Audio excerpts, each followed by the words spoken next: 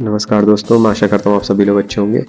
दोस्तों, जैसा कि आप जानते हैं कि हम लोग असिस्टेंट डायरेक्टर जो यूपीएससी का एग्ज़ाम है उसके हम लोग एमसीक्यूज़ देख रहे थे। काफ़ी सारे एमसीक्यूज़ हम लोगों ने ऑलरेडी देख लिए हैं।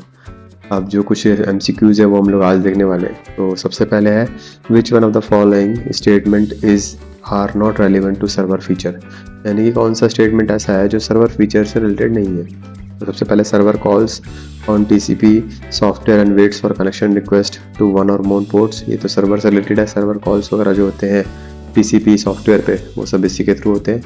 फिर है, server virtual host software maps the request URI field on the HTTP request start line to a resource server. ये भी बिल्कुल सही बात है दोस्तों।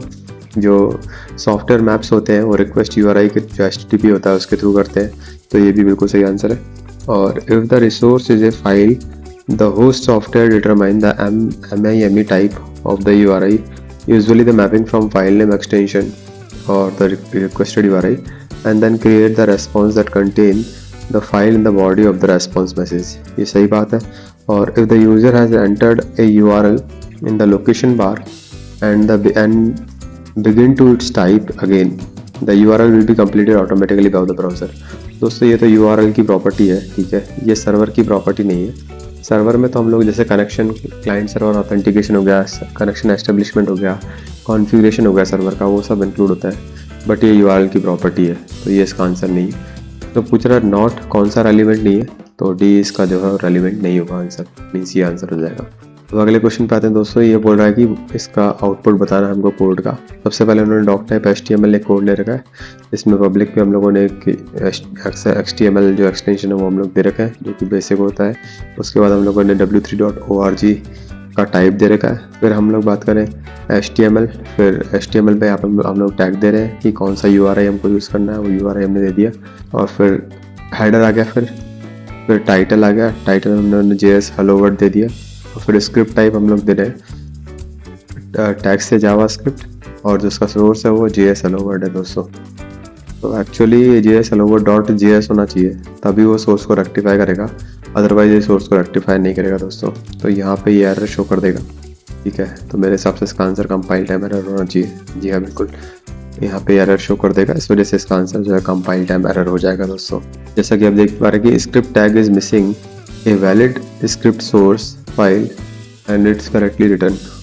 The HTML not complete or correct as JS hello world is not a valid script reference or function leading to a compilation error। तो ये compilation error इसमें आ जाएगी, क्योंकि यहाँ पे कोई extension यहाँ पे mention नहीं है दोस्तों। अब which one of the following HTTP servlet response method is used to cause HTTP response with status code 307 to be sent to client। Client को भेजा जाता है स्टेटस 307 के रेफरेंस में, causing the client to send a new HTTP request to the given URL। Client will behave as if had a request to the specified URL। ठीक है, तो इनमें से कौन सा है? जनरली हम लोग send redirect यूज़ करते हैं दोस्तों, void send redirect, और साथ में हम इस पर string URL पास कर देते हैं। तो इसका ये आंसर जो है वो सही हो जाएगा दोस्तों। 307 के केस में हम लोग send redirect यूज़ करते हैं। तो ये बेसिक से HTML के फॉर्मूलेज है, लाइक URLs पे कौन से URL पे कौन सा फॉर्मूला होता है या कौन सा फंक्शन हम कॉल करते हैं, वो सब चीज़ें आपको पता होना चाहिए। 50 के केस में सर्वर नॉट फाउंड होता है, 404 जो होता है फाइल नॉट फाउंड होता है, और 300 जो होता है वो इंटरनल सर्वर होता है, सेम 200 सर्वर ओके होता है। तो ऐसे अलग अलग होते हैं ये सभी स्टेटस कोड आपको याद रखने पड़ेंगे दोस्तों। तो यहाँ पे send redirect जो इसका करेक्ट मेथड हो गया। अब दोस्तों अगला क्वेश्चन है, what is the output of the following JavaScript. एक जावास्क्रिप्ट प्रोग्राम दे रखा है मेरे को, फंक्शन एक दे रखा है, फंक्शन की डेफिनेशन में 2 पैरामीटर पास कर रखे हैं, param1 और param2। param1 डॉट डेटा में हम लोग चेंज असाइन कर रहे हैं। यहाँ पे param2 डॉट डेटा होना चाहिए, वो भी मिसिंग एक तरह से, तो यहाँ पे इसमें param1 को असाइन कर दिया। फिर window alert param1 is param1 dot data, और फिर टैब डेलीमीटर दे रहे, और फिर param2 इज, उसके बाद हम लोगों ने param2 को प्रिंट नहीं करा है, सिर्फ param2 आप यहाँ आ रहा है, ठीक है। तो वो तो चलो कोई बात नहीं है, आउटपुट एज इट इज आएगा, पर यहाँ पे हम लोगों ने डेटा यूज़ नहीं किया, तो यहाँ पे एरर वो शो कर देना चाहिए। फिर हम नीचे 2 ऑब्जेक्ट बना रहे हैं, ऑब्जेक्ट 1 और ऑब्जेक्ट 2, उनमें न्यू वैल्यू असाइन कर रहे हैं। O1 डॉट डेटा में ओरिजिनल और O2 डॉट डेटा में भी ओरिजिनल हम लोग असाइन कर रहे हैं। फिर O1 और O2 को यहाँ पास कर रहे हैं, जो कि ये फंक्शन को कॉल करेगा।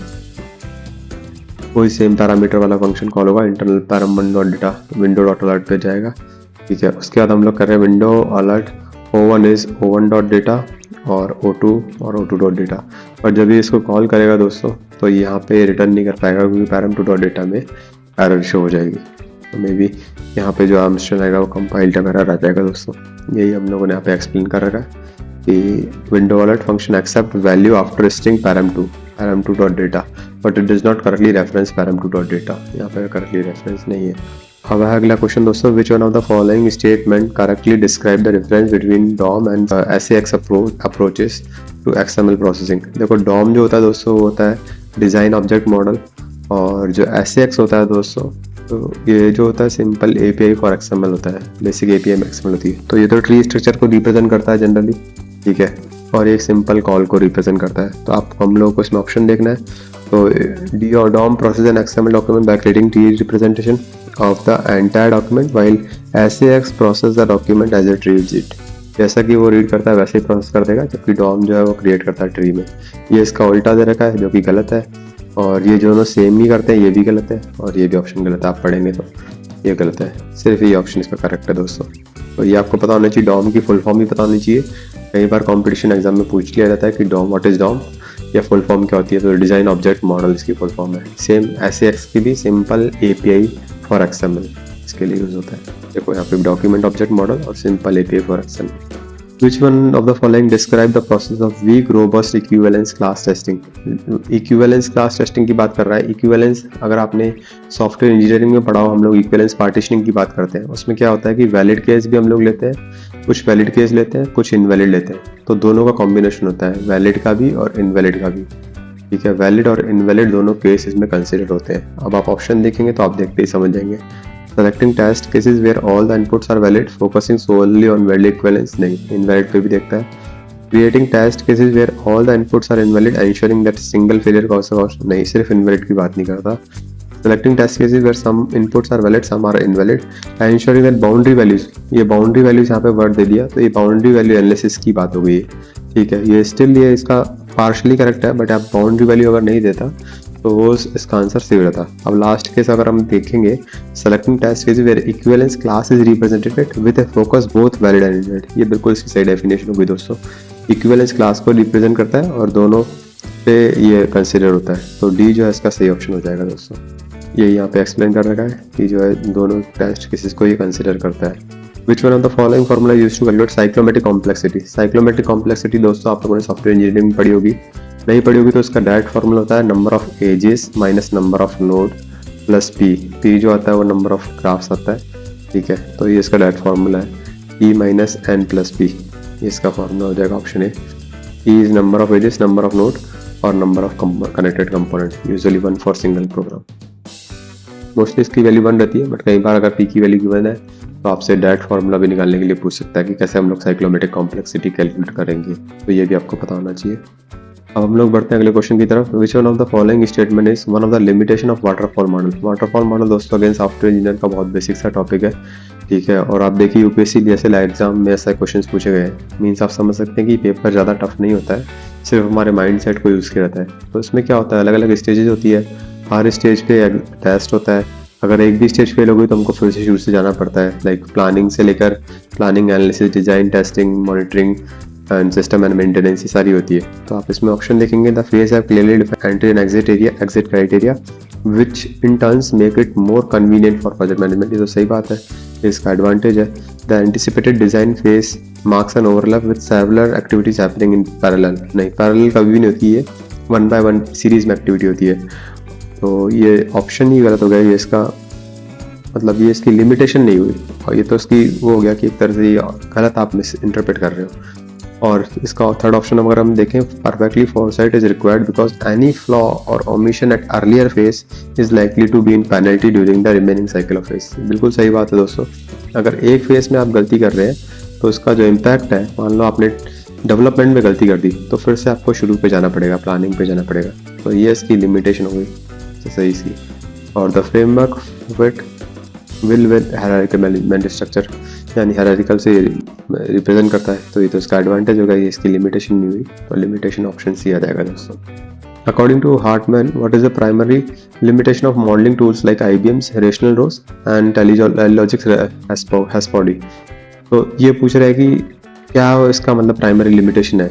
जो IBM का जो टूल है रेशनल रोज और जो टेलीलॉजिक का जो टूल है हैस्पॉडी, इनके क्या लिमिटेशन है। तो दोस्तों ये इनके क्या लिमिटेशन है ये आपको इनके बारे में पता होना चाहिए टूल के बारे में, जिनका मैं डिटेल डिस्क्रिप्शन अलग से बना दूंगा, बट यहाँ पे सिर्फ समझने का पॉइंट ऑफ व्यू आप याद रख सकते हैं। They require manual input for task case generation, task case generation के लिए इनमें मैनुअल इनपुट रिक्वायर होता है दोस्तों। तो ये इसका सही आंसर हो जाएगा। अब है which one of the following statement is used to handle technology related risk factor in the spiral model. Spiral model में जो टेक्नोलॉजी रिलेटेड रिस्क फैक्टर होते हैं, स्पाइरल मॉडल क्या होता है, स्पाइरल मॉडल होता है कि जिसमें हम लोग सबसे ज़्यादा रिस्क कैलकुलेशन करते हैं हम लोग इसमें, ठीक है।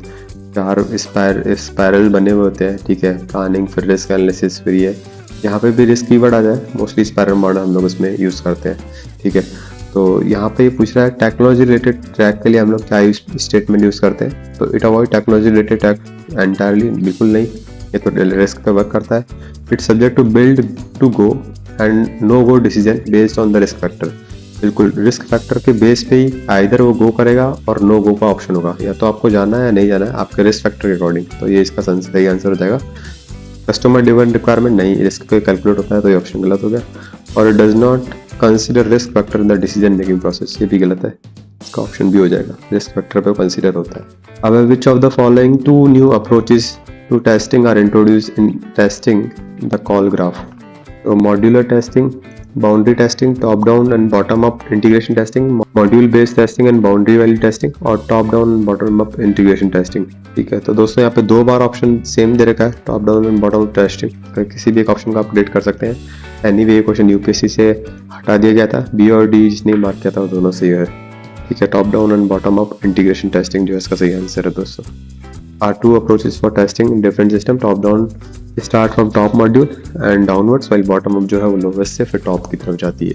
अब है what issues arise when a fault is found in node that appear in several neighbourhood in the call graph based testing.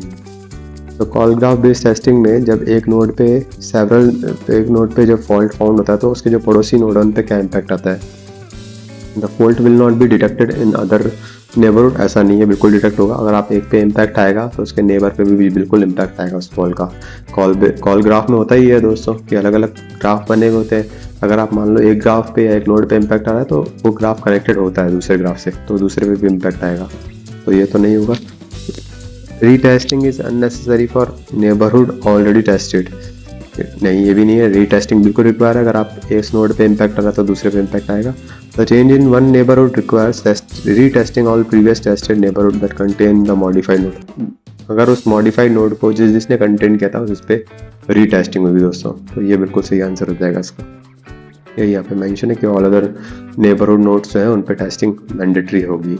अब है which of the following software development models are path based integration testing compatible with, ठीक है।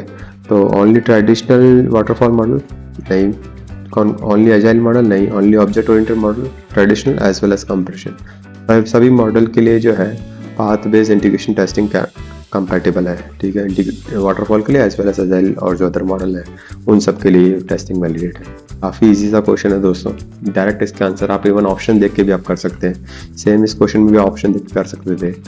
तो UPSC का exam है, अब देखिए question का लेवल इतना टफ नहीं है, सिर्फ हमारे माइंड सेट को वो यूज़ कर रहे हैं कि आप कैसे अपने माइंड को यूज़ कर सकते हैं। तो दोस्तों ये सारे कुछ क्वेश्चंस थे। अभी और भी जो क्वेश्चंस है रिमेनिंग, और भी जो पीडीएफ्स या फिर और भी जो यूपीएससी की साइट पे जो क्वेश्चंस वगैरह पड़े हुए हैं वो हम लोग आगे आने वाले दिनों में देखने वाले हैं। तो तब तक के लिए अभी के लिए इतना ही दोस्तों, और आप चाहें तो आपसे रिक्वेस्ट है कि आपका अपना ही चैनल है, चाहे तो सब्सक्राइब कर दीजिए, ठीक है, जिससे आपके पास लेटेस्ट नोटिफिकेशन गवर्नमेंट जॉब से रिलेटेड एज वेल एज जो MCQs PYQs हम लोग देख रहे हैं वो आते रहे। और अगर आपके कोई कमेंट है, कोई क्वेरीज है तो आप कमेंट करके पूछ सकते हैं। तो thank you so much for watching the video and have a good day.